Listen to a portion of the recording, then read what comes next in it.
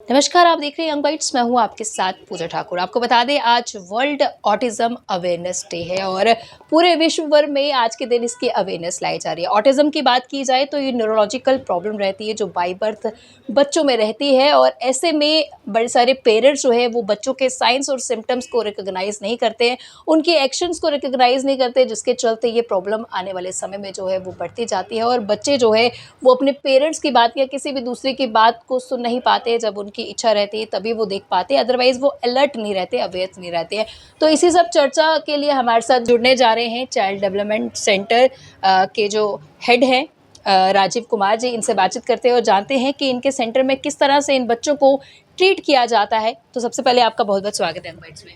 धन्यवाद पूजा जी। आज हम ऑटिज्म अवेयरनेस डे पे बात कर रहे हैं। इस पर लगातार जो है चर्चाएं होती जाती है। तो इस साल का थीम क्या है और ऑटिज्म पर थोड़ा सा विस्तार में बताइए।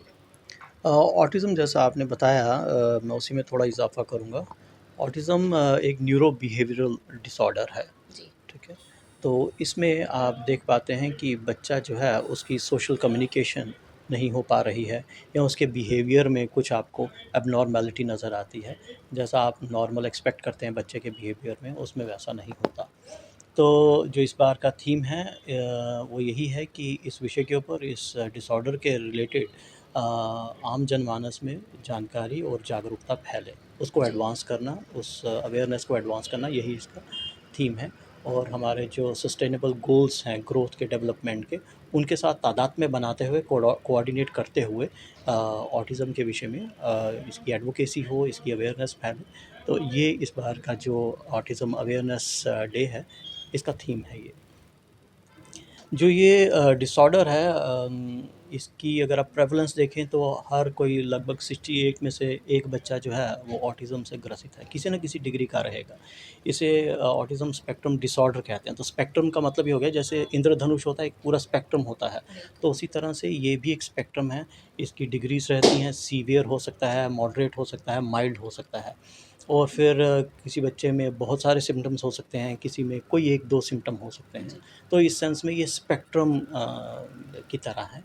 तो पेरेंट्स को बड़ा अवेयर रहना पड़ेगा। जो न्यू पेरेंट्स होते हैं उनको सजग रहना चाहिए कि वो बच्चे में जो एक्सपेक्टेड माइलस्टोन्स हैं डेवलपमेंट के, वो देख पा रहे हैं कि नहीं देख पा रहे, ठीक है?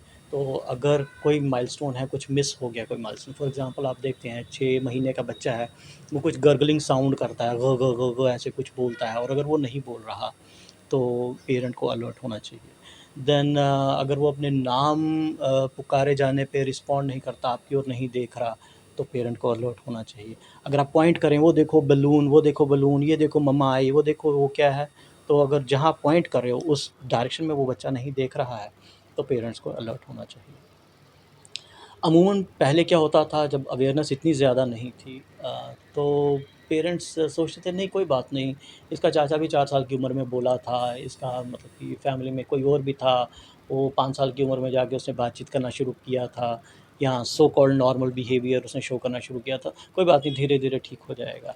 तो आपको ये बताता चलूँ कि हमारे बच्चे की जो डेवलपमेंट होती है, बच्चे की डेवलपमेंट में शुरू के जो 5 साल हैं, 5 से 6 साल जो है मैक्सिमम, वो एक गोल्डन टाइम की विंडो है हमारे पास।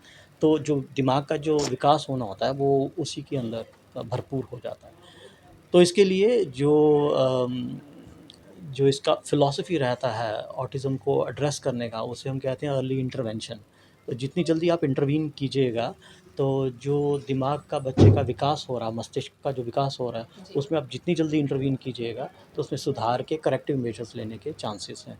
जी। अगर हम वो गोल्डन विंडो को स्किप कर जाते हैं, उसके बाद अगर आप थेरेपीज़ वगैरह देते हैं, तो आपको बहुत ज़्यादा कुछ उसके फ़ायदे महसूस नहीं होंगे, तो देखने को नहीं आपके मिलेंगे। सेंटर में किस तरह से इसका ट्रीटमेंट किया जाता है? कौन से केसेज़ आते हैं? जिस तरह से आपने बोला कि माइल्ड, मॉडरेट और जी। थोड़ा जो है क्रूशियल भी केसेज़ जो है वो रहते हैं। तो कैसे ट्रीट किया जाता है और किस तरह से रिज़ल्ट जो है मिलता है? और इसका बच्चे हाँ, जी, जी। पूजा जी, इसका जो ट्रीटमेंट है वो बेसिकली बड़ा साइंटिफ़िक सा प्रोटोकॉल रहता है, ठीक है? डिपेंडिंग अपॉन कि बच्चे को किस तरह की थेरेपी की ज़रूरत है। ये जम्मू में वाहिद एक ऐसा सेंटर है, बीएम चाइल्ड डेवलपमेंट सेंटर, सैनिक कॉलोनी में, जहाँ पर स्पीच थेरेपी और ऑक्यूपेशनल थेरेपी दोनों की सुविधाएँ उपलब्ध हैं। तो अभी आप जैसे जो बाहर भी यहाँ आप सेक्शन देख रहे थे वो ऑक्यूपेशनल थेरेपी था। इसमें आप बच्चों को अलग-अलग ऑक्यूपेशन यानी कि अलग-अलग एक्टिविटीज़ में इन्वॉल्व करते हैं, तो उसके मोटर स्किल्स को डेवलप करते हैं। फाइन मोटर स्किल्स हो गए या ग्रॉस मोटर स्किल्स हो गए, प्लस उसका जो ब्रेन जिमिंग करते हैं, उसको सोचने पे प्रोत्साहित करते हैं किसी ख़ास दिशा में, किसी ख़ास पैटर्न में, ताकि उसकी ब्रेन जिमिंग हो। तो इससे हम बच्चे को ऑक्यूपाइड रखते हैं और उसके द्वारा उसके विकास में, उसकी डेवलपमेंट में उसकी सहायता करते हैं। एक्टिविटीज़ क्या कुछ रहती है यहाँ पर? अगर आप यहाँ देखें तो जैसे होला लूप्स हैं, उसके बीच में कुछ ऑब्जेक्ट्स को रख के उनको इंस्ट्रक्शंस दी जाती हैं। तो अगर बच्चा धीरे-धीरे वो इंस्ट्रक्शंस फ़ॉलो करना सीख जाए, तो इसका मतलब ठीक है, वो नॉर्मल लाइफ़ की ओर आ रहा है। नॉर्मल लाइफ़ आफ्टर ऑल यही तो होती है, हम किसी से कुछ बात करें और वो उस बात को फ़ॉलो रिस्पॉन्ड करे, वो रिस्पॉन्ड करे, राइट? हम कुछ इंस्ट्रक्शन दें बच्चे को, वो आगे से फ़ॉलो करे, ठीक है? या फिर बच्चा अगर कुछ एक्सप्रेस करना चाहता है, तो वो हमें बताए।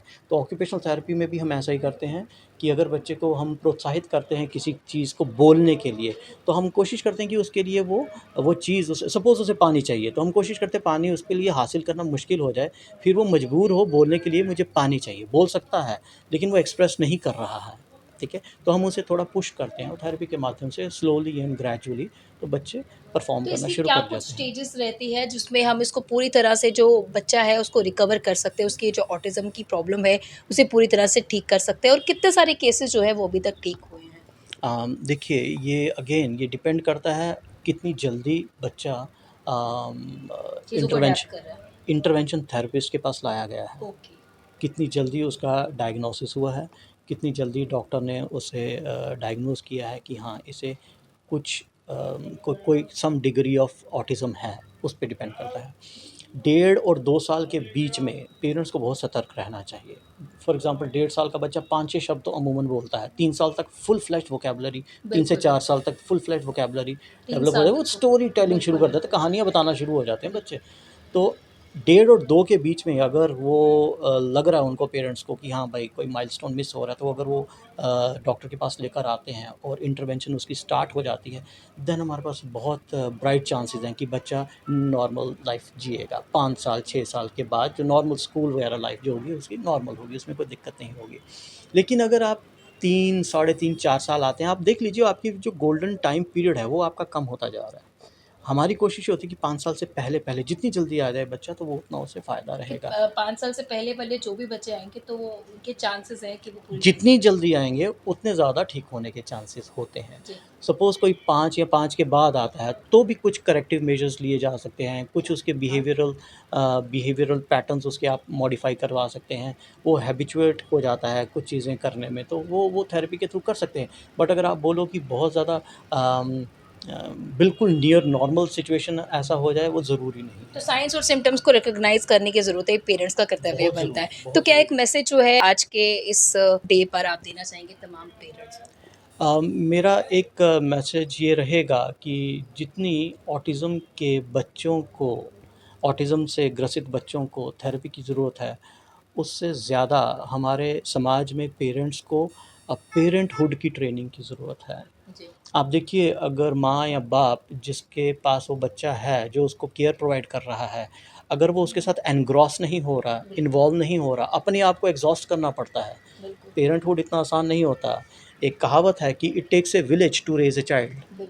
ठीक है? इतनी आसान बात नहीं है। बच्चे की एनर्जी लेवल अच्छी खासी होती है, पेरेंट्स थक जाते हैं। लेकिन आजकल ये हो गया है कि बच्चे को वो फ़ोन मोबाइल पकड़ा फ़ोन देते हैं, बिल्कुल। ठीक है? और अगर थोड़े से वेल ऑफ हैं पेरेंट्स तो उन्होंने मेड रखी हुई है। मेड अपनी जान बचाने के चक्कर में अपने काम में मसरूफ़ रहती है और बच्चे को मोबाइल पे रख देती है, ठीक है? और उस बच्चे के साथ बहुत नाइंसाफ़ी हो रही है। उसकी डेवलपमेंट में जो जो इंटीग्रेटेड डेवलपमेंट होनी चाहिए थी, वो नहीं हो पा रही। फॉर एग्ज़ाम्पल अगर आप बच्चे के साथ खेल रहे हैं, उसमें बहुत सारी चीज़ें इन्वॉल्व हैं।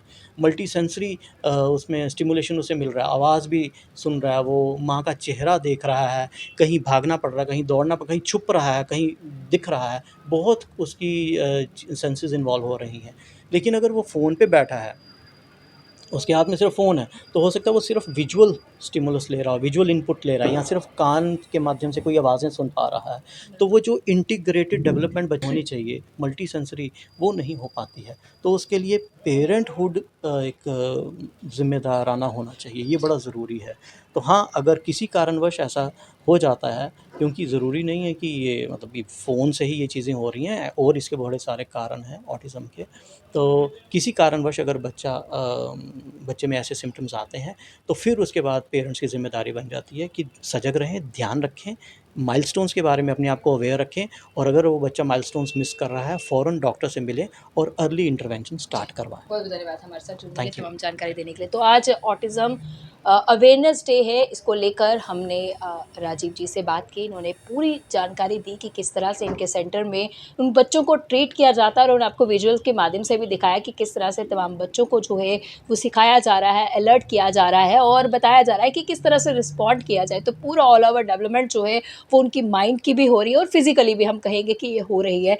तो आप भी अपने बच्चों के साइंस और सिम्पटम्स को इग्नोर ना करें, बल्कि रिकॉग्नाइज़ करें। अगर ऐसी भी कोई प्रॉब्लम रहती है तो उसे तुरंत डॉक्टर के पास लेकर जाएँ ताकि ये प्रॉब्लम उन बच्चों में ना हो सके। और एक बड़ी बात कि अपने बच्चों की तरफ ज़रूर ध्यान दें, उन्हें मोबाइल फ़ोन जो है वो इतना ना दीजिए ताकि वो फ़ोन में ही इंडल्ज रहे। उनके साथ खुद भी आपको एक्टिविटीज़ में शामिल होने की ज़रूरत है। अगली वीडियो लेकर फिर मैं हाज़िर होंगी, तब तक के लिए आप देखते रहें यंग बाइट्स। वीडियो जर्नलिस्ट अमन शर्मा के साथ मैं पूजा ठाकुर, यंग बाइट्स।